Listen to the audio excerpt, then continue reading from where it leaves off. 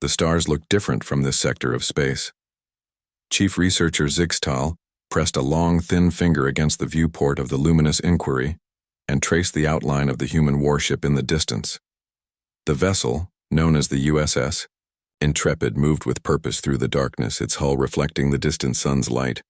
"Are we certain about this mission?"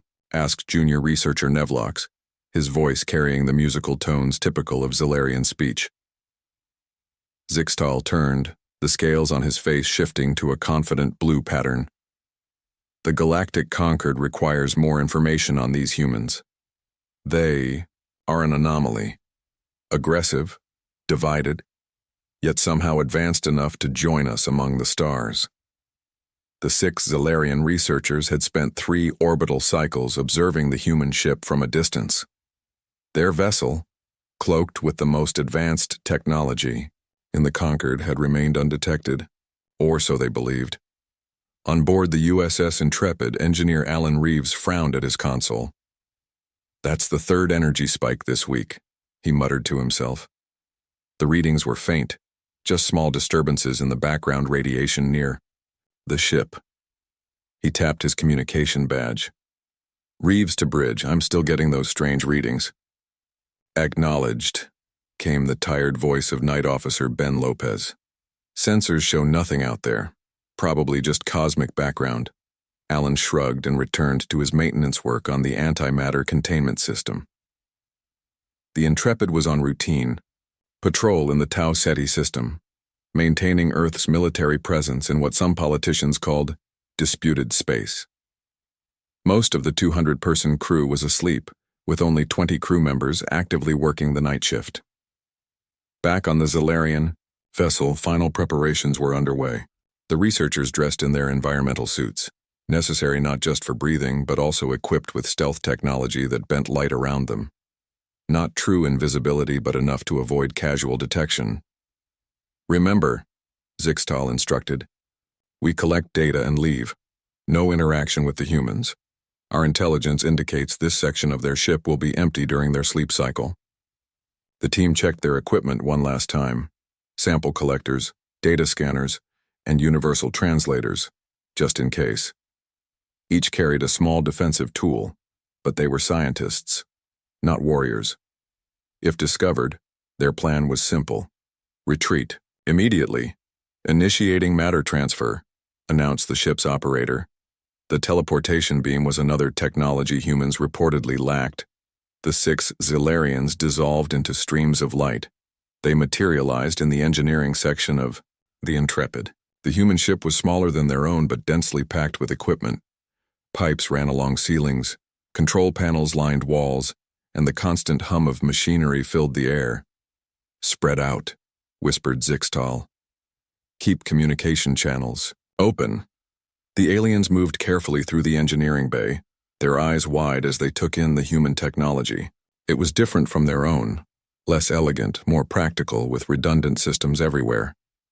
Each researcher began collecting data, scanning equipment, taking samples of materials.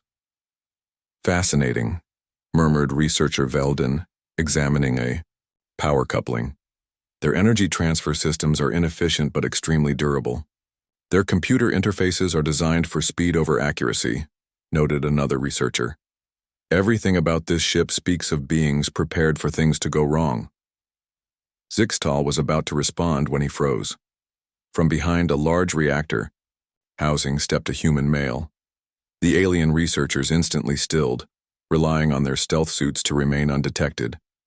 Alan Reeves had just finished checking the containment field regulators when he noticed something strange. 6 shimmering outlines stood in his engineering bay. They weren't completely invisible, more like the way heat makes air waver above hot pavement.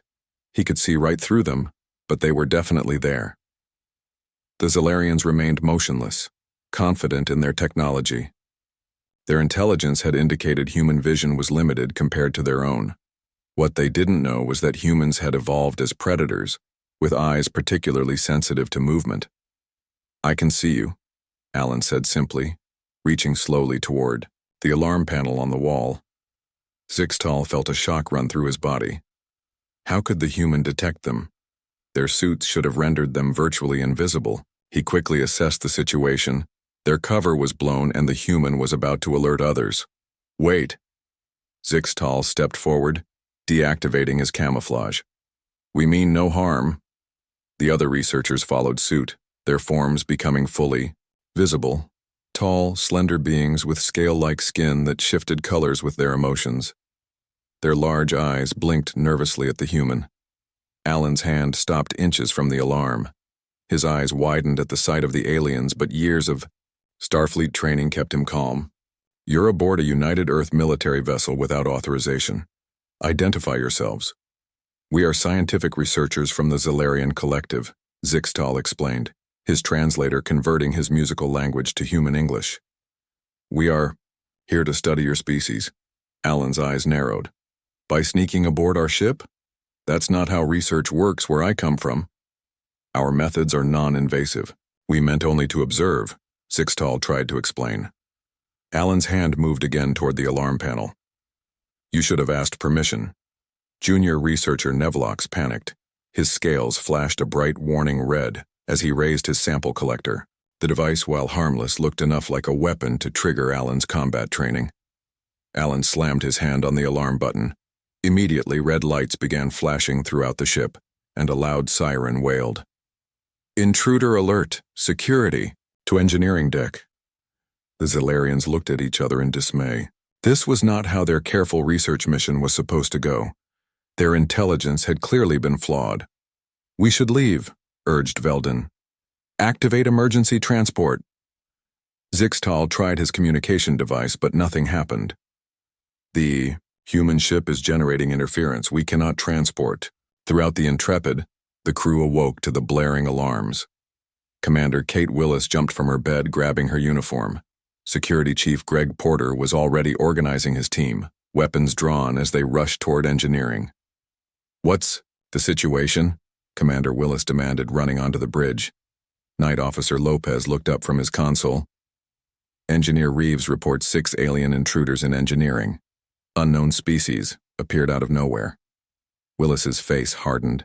Lock down all sections. No one gets off this ship. Back in engineering, Alan kept his distance from the aliens but blocked the only exit. Stay where you are, he ordered. Security is on the way. Zixtal's scales had shifted to a pale blue, the Zalarian equivalent of going white with fear. What had started as a simple scientific expedition had just become a potential interstellar incident. As the sounds of running boots echoed down the corridor outside, the chief researcher realized they had made a terrible mistake. They had boarded a human warship for research, and they were about to regret it immediately. Red emergency lights flooded the corridors of the USS Intrepid as Commander Kate Willis rushed toward engineering. She had pulled on her uniform in seconds, muscle memory from countless drills. Around her, the ship transformed from quiet night, cycled to full combat readiness with practice speed. Status report, she demanded into her communicator as she ran. 6 alien intruders in engineering, replied Security Chief Greg Porter, who was already leading a team down another corridor. Engineer Reeves has them contained for now. No weapons fired yet. In engineering, Alan kept his eyes fixed on the 6 strange visitors. The aliens stood close together, their scale-like skin shifting through colors that seemed to reflect their mood. Right now, they were mostly showing pale blues and anxious yellows. Your ship's response time is unexpected, said Zixtal, trying to sound calm. Our research indicated humans would be slow to mobilize during sleep cycles. Alan raised an eyebrow. You picked the wrong ship to test that theory. The door to engineering slid open with a hiss. 4 security officers entered, weapons drawn. They moved with practiced precision, spreading out to cover all angles. The aliens' eyes widened at this display of coordination. On the ground, hands. Where we can see them, ordered the lead officer. The Zalarians looked at each other in confusion. Their physiology was different from humans, their joints bent in different ways. We cannot assume that position, Zixtal explained, but we surrender peacefully. The aliens raised their 4-fingered hands slowly. Commander Willis arrived moments later, taking in the scene with quick, analytical eyes. She was shorter than most of her crew but carried an air of authority that made her seem taller. I am Commander Kate Willis of the United Earth Defense Force, she announced. You have illegally boarded a military vessel. Identify yourselves, and your purpose. Zixtal stepped forward slightly. I am Chief Researcher Zixtal of the Zilarian Collective. We are scientists, not warriors. We came to study your species. Willis's eyes narrowed. By sneaking aboard my ship? The Galactic Concord required more data on humanity, Zixtal explained. Your species is unusual. You advance to space travel despite ongoing internal conflicts. You build warships despite being in peacetime. We needed to understand. And direct contact was too straightforward? Willis asked. Junior researcher Nevlox, his scales now a nervous purple, spoke up. Observation without interaction gives more natural results. Security Chief Porter snorted. How's that working out for you? As they spoke, more crew members arrived. The ship's doctor, Susan Clark, observed the aliens with professional curiosity. The Zilarians noticed the humans carried themselves differently from most species they had studied. Even the medical officer moved with a hint of combat readiness. Search them for weapons, Willis ordered. We carry only research tools, Zixtal said, but submitted to the search. The security team carefully collected the aliens' equipment. One officer whistled at the technology. Some of this stuff is way beyond our tech level, Commander, he noted. Willis turned to her security chief. Take them to the secure conference room. Post guards. I want their tech analyzed and a full ship. Sweep for any other surprises. As the aliens were led away, Zixtal noticed that despite the alarm, the human crew operated with remarkable efficiency. There was no panic, no wasted motion. Everyone seemed to know exactly what to do in this unexpected situation. In the conference room, the 6 researchers sat nervously under guard. Through the window they could see stars streaking by. The ship had changed course. Why are we moving? Asked Veldin. Standard procedure, replied one of the guards. We never stay in one place after a security breach. The door opened, and Commander Willis entered, followed by Dr. Clark and Security Chief Porter. Willis placed a small device on the table. My communications officer managed to fix your translator to work with our system, she said. So let's talk clearly. You're from the Galactic Concord, the same organization that denied our request for full membership last year? The aliens exchanged looks. Your species was granted observer status, Zixtal said carefully. Full membership requires more time to evaluate compatibility. Willis leaned forward. Yet you felt comfortable enough to invade our ship. Not invade, Nevlox protested. Research only. Dr. Clark stepped closer, examining the aliens with interest. Your physiological response indicates stress. The color changes in your scales. That's emotional signaling, isn't it?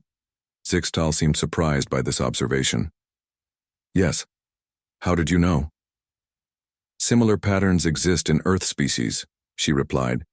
Your current colors suggest fear and anxiety. On the bridge, Night Officer Lopez was reviewing sensor logs.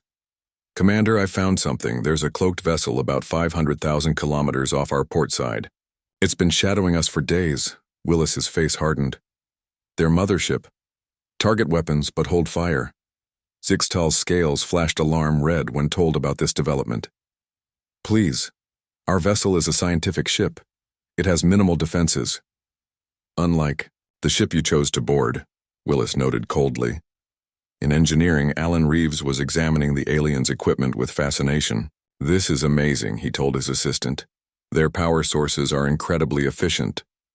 His assistant nodded. But have you noticed? All their tools are designed for perfect conditions.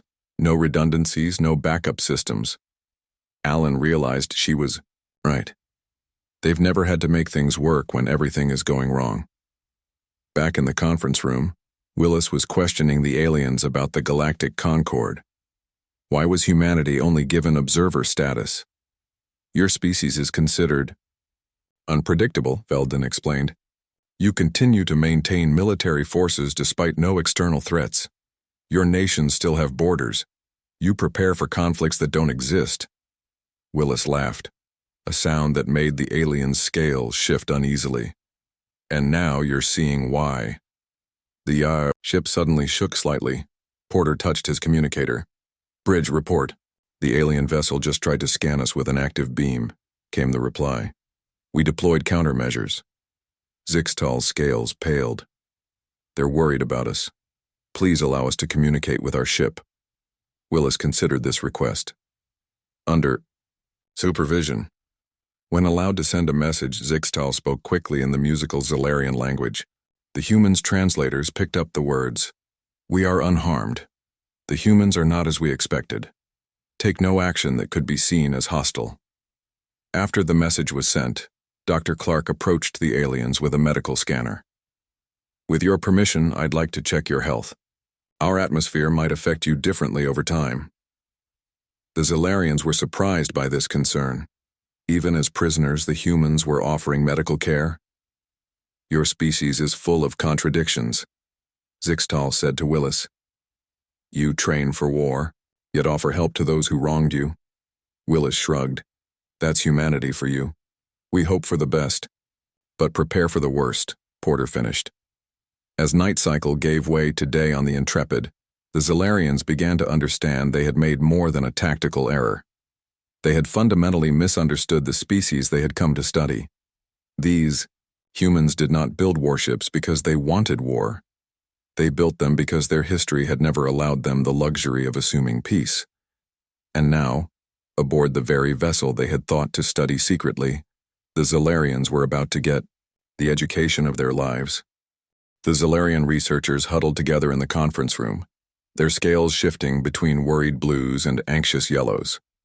6 hours had passed since their capture. Commander Willis had left them under guard while she consulted with Earth Command about the diplomatic situation. Our research was deeply flawed, Zixtal admitted quietly to his team. The humans are nothing like our report suggested. Veldin nodded, her scales rippling with embarrassment. We believed them primitive, because their technology is less advanced than ours. But their ship design shows a different kind of advancement.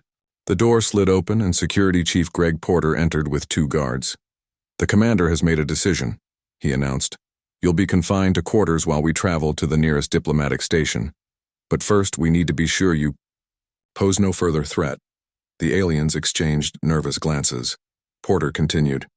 We're implementing emergency protocols. For safety reasons, you'll be kept separate from each other. Separate? Nevlox's scales flashed alarm red. But we are a research unit. We function together. Porter remained unmoved. Not my problem. These are standard containment procedures for unknown entities. As the guards led them away, Zixtal realized the humans were following their training. In a crisis, they fell back on practiced routines. It was both impressive and frightening. Each researcher was placed in separate guest quarters with guards posted outside. The rooms were comfortable, but the doors were locked. Each contained a bed, a small desk, and a computer terminal with limited access. In her quarters, Commander Willis reviewed the situation report. The alien vessel remained at a distance, matching their course but taking no aggressive action. Analysis of the aliens' equipment confirmed they were indeed researchers, not spies or saboteurs. Still, protocols had to be followed. Willis touched her communicator. Willis to Dr. Clark. What's your assessment of our visitors? Fascinating. Species, came the doctor's voice. Their biology is remarkable. Their skin doesn't just change color, it actually adapts to environmental conditions. But they're showing signs of stress from separation. They appear to be a naturally social species. Willis considered this information. Keep monitoring them. Let me know if their health is at risk. In his quarters, Zixtal examined the computer terminal. It was restricted to basic information, ship schematics, crew protocols, and some historical data. He realized this was intentional. The humans were allowing him to learn about them, but nothing sensitive. What he found surprised him. The humans had detailed protocols for first contact situations, alien biology, and even cultural exchange. They had prepared for meeting new species long before they actually did so. Their planning was remarkable. Meanwhile, Engineer Alan Reeves was still studying the Zalarian technology. Their teleportation device is incredible, he told his team. But it has a weakness. It can't function when certain electromagnetic frequencies are present. Like the ones our shields generate during combat? Asked his assistant. Alan nodded. Exactly. They probably didn't expect us to have those running during peacetime. On the bridge, Officer Ben Lopez detected unusual movement. Commander, the alien researchers left some kind of beacon in engineering. It's transmitting their location. Commander Willis frowned. Is it a threat? Doesn't appear to be. Just a tracking signal. Willis made a decision. Leave it active. Let their ship follow us. We want them where we can see them. In his isolation, junior researcher Nevlox was growing increasingly anxious. His scales had turned a deep, worried purple. Unlike the others, he wasn't handling the separation well. The humans had taken his communication device, but he had a backup, a small emergency beacon hidden in his environmental suit. Making a desperate decision, he activated it. The device was designed to trigger an emergency extraction, the Zalarian version of a rescue operation. Alarms blared throughout the Intrepid. Unknown energy signature detected in guest quarters section, reported the computer voice. Security. Teams rushed to Nevlox's room. The young researcher cowered as they burst in, weapons drawn. What did you do? Demanded Porter, grabbing the alien by his slender arm. Just called for help, Nevlox stammered. Standard procedure when researchers are in danger. Porter dragged him to the bridge where Commander Willis waited, her face grim. Your friend just sent an emergency signal to your ship, she told Zixtal, who had also been brought there. They're powering up engines and weapons. Zixtal's scales turned pale with horror. No, this is a mistake. Emergency extraction is for life-threatening situations only. Well, they seem to think you're in danger, Willis said coldly. My ship is now at risk because your researcher panicked. On the main screen, they could see the Zalarian vessel moving closer, its elegant form now glowing with energy. The humans responded with practiced efficiency. Shields raised, weapons charged, crew moving to battle stations. Stop this, Zixtal pleaded. Let me speak to them. Willis hesitated, then nodded. Make it quick. Using the ship's communication system, Zixtal sent an urgent message in Zalarian. The musical language flowed rapidly as he explained the situation. Tell them to stand down, Willis ordered when he finished. I have, Zixtal assured her, but our protocols are strict. They need confirmation that we are truly safe. Willis thought for a moment. Fine. All of you on screen together. Show them you're unharmed. The 6 researchers were brought together before the communication display. They showed their scales in calm colors and spoke reassuringly to their ship. Slowly, the Zalarian vessel powered down its weapons. The tension on the bridge eased slightly. That was too close, Willis said, turning to Zixtal. Your people nearly started an interstellar incident because you couldn't follow simple containment protocols. Zixtal lowered his head. We are not accustomed to being treated as threats. In the Galactic Concord, scientific vessels have special status. On Earth, Porter cut in. We learned the hard way that threats can come disguised as anything, even science.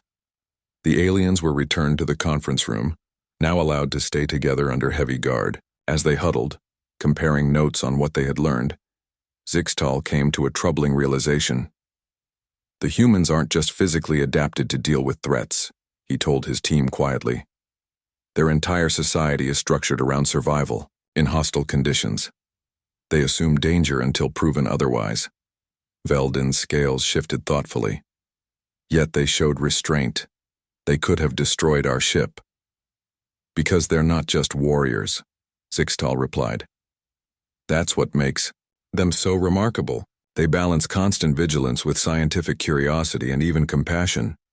Outside the room, Commander Willis was having a similar conversation with Dr. Clark. Their biology is fascinating, the doctor said. They evolved as prey species, not predators like us. They're naturally peaceful but highly intelligent. Willis nodded. which explains their shock at our security measures. Their society never had to develop them. As the Intrepid continued toward the diplomatic station, both species were learning uncomfortable truths about each other. The humans discovered a galactic society that had evolved beyond constant military readiness. The Zilarians discovered a species whose history had never given them that luxury, and both wondered which approach would better serve them in the unknown future that lay ahead. The USS Intrepid arrived at Diplomatic Station Gamma 6 early the next morning. The station orbited a neutral planet on the edge of human space, serving as a meeting point between Earth forces and other species.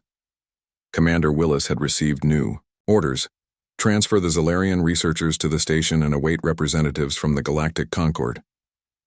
Will they punish us severely? Nevlox asked nervously as the 6 aliens prepared to disembark. His scales had taken on a worried gray color. Zixtal shook his head. We violated protocols, but our mission was approved by the Science Directorate. The consequences will fall on me as expedition leader. Security Chief Porter escorted them to the shuttle bay. The aliens noticed he seemed less tense now that they were leaving his ship. Some advice, he told them as they walked. Next time, you want to study someone, just ask. Most humans will talk your ear off if you let them. The Zilarians looked confused by the expression, their translator struggling with the idiom. Porter sighed. It means we talk a lot when asked. Before boarding the shuttle, Zixtal requested to speak with Commander Willis. She arrived moments later, her uniform crisp and her expression neutral. Commander, I wish to apologize formally for our intrusion, the alien researcher said. Our methods were disrespectful. Willis studied him for a moment. Apology accepted, but I'm curious. What did you learn about us during your stay?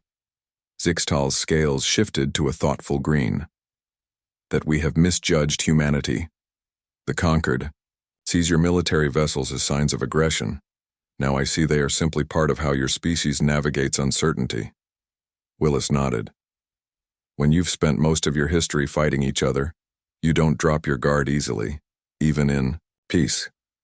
On the diplomatic station, the situation had escalated beyond what either the humans or the Zilarians expected. Representatives from 5 major Concord species had arrived, treating the incident as a serious diplomatic matter. Ambassador Jack Brown of Earth looked uncomfortable as he met with Willis in a private room. This is bigger than we thought, Commander.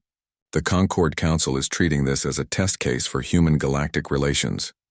We didn't do anything wrong, Willis protested. They boarded our ship illegally. True, Brown agreed, but how we handle it matters. The Zilarians are respected members of the Concord. Their science directorate is influential. In another room, Zixtal faced the Concord representatives. The Volaxian delegate, a floating crystalline being, pulsed with disapproval. Your actions have created a diplomatic incident with a volatile species. The Council requires a full explanation. Zixtal straightened to his full height. With respect, honored delegate, I believe our assessment of humanity has been flawed from the beginning. Explain, demanded the Eldurian representative, her 6 eyes blinking in sequence. We classified humans as primitive because their technology lags behind ours. We labeled them aggressive because they maintain military readiness. Both judgments were superficial, Zixtal said. He activated a display showing data gathered during their brief captivity. Their ship systems contain redundancies our designers would consider wasteful. Their crew trains constantly for scenarios that rarely occur. Their medical facilities can treat any species, not just their own. The representatives studied the information with varying expressions of surprise and skepticism. These are not signs of primitive thinking, Zixtal continued. They are adaptations to a history we cannot imagine. Humans prepare for the worst, while still hoping for the best. It is not aggression, it is survival.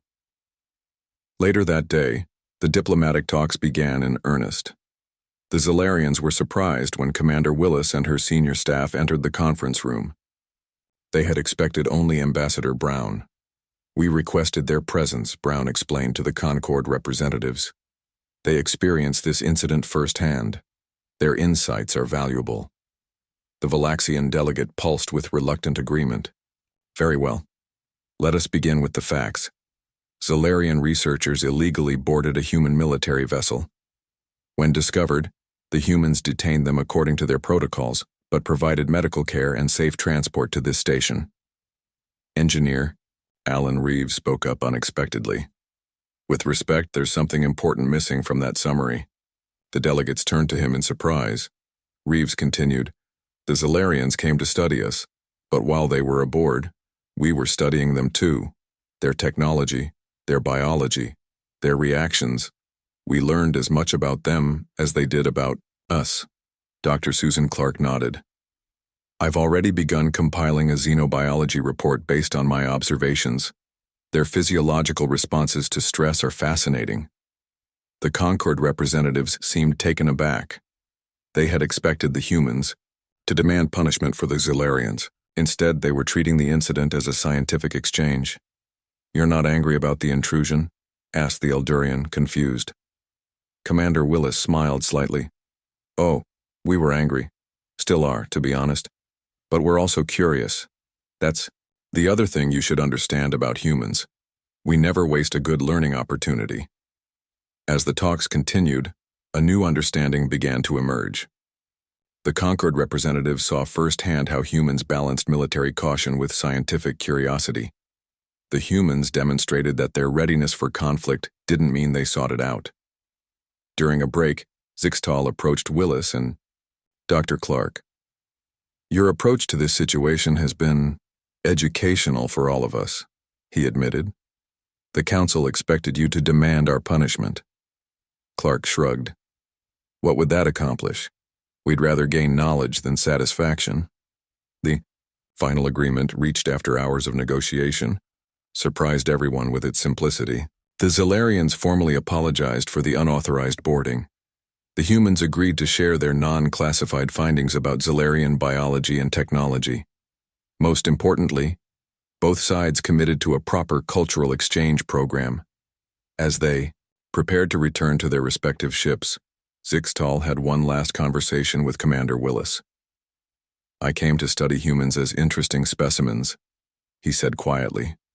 I leave respecting you as equals. Perhaps we are not so different after all. Willis looked thoughtful.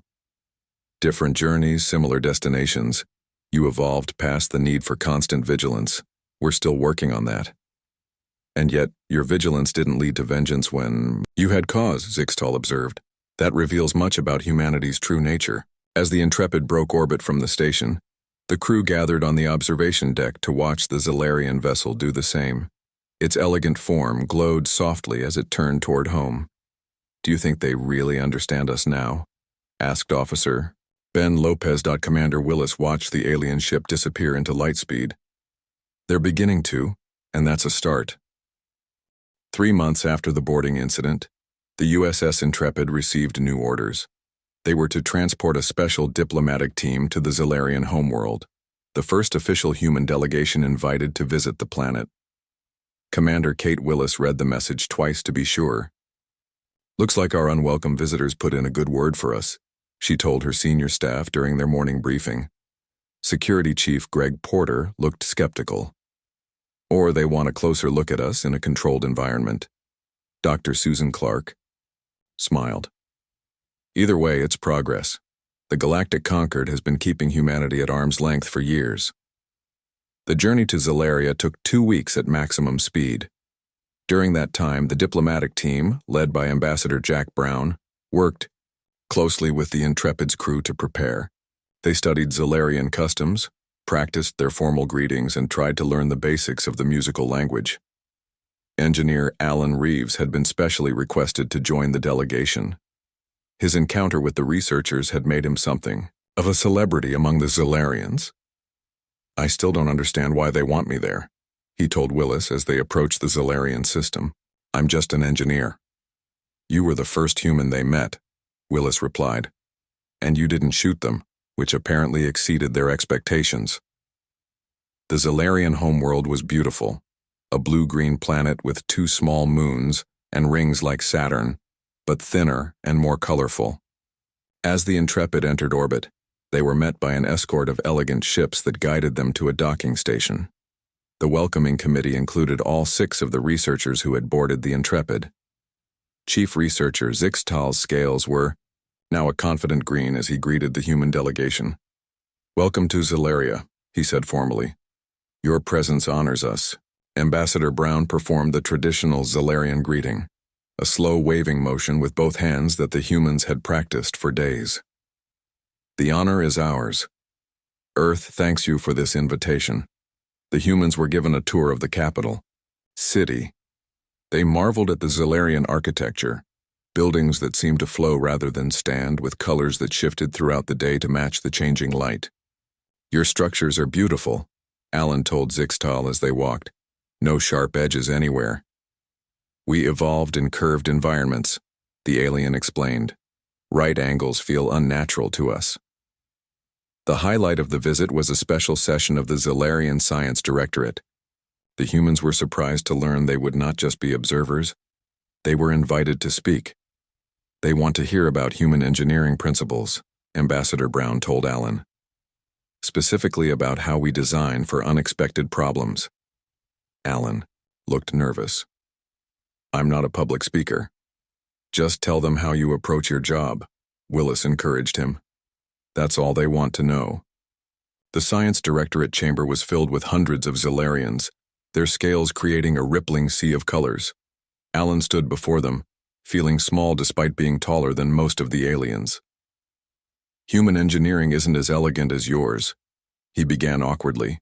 "We don't have your efficiency or your advanced materials, but we have something else: experience with things going wrong." The chamber was silent as he continued, warming to his topic. "Every system on our ships has a backup.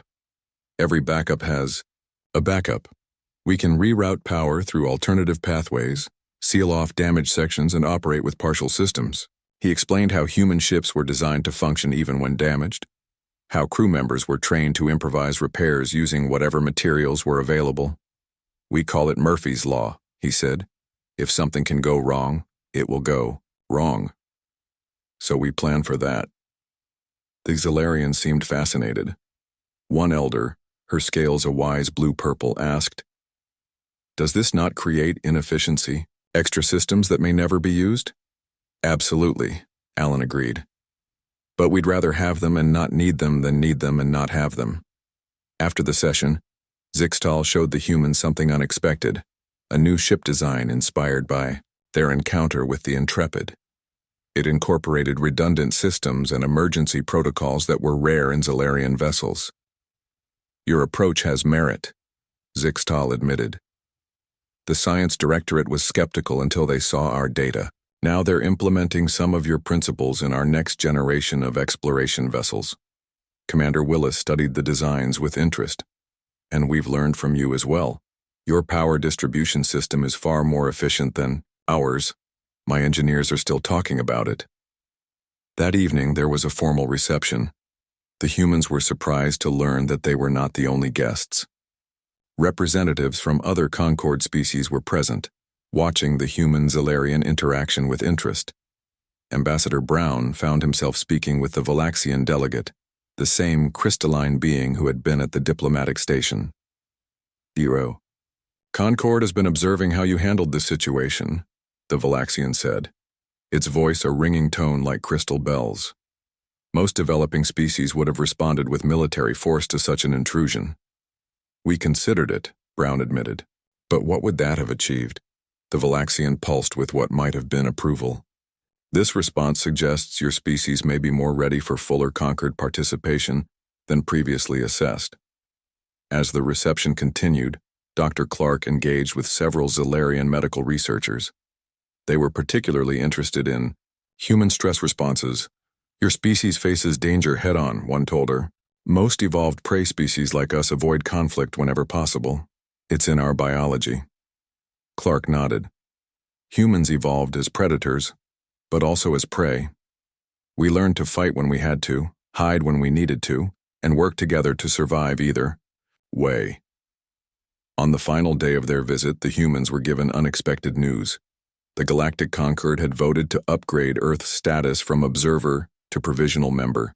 It was the fastest status change in recent Concord history.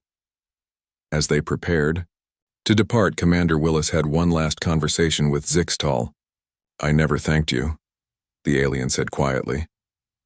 Willis looked surprised. For what?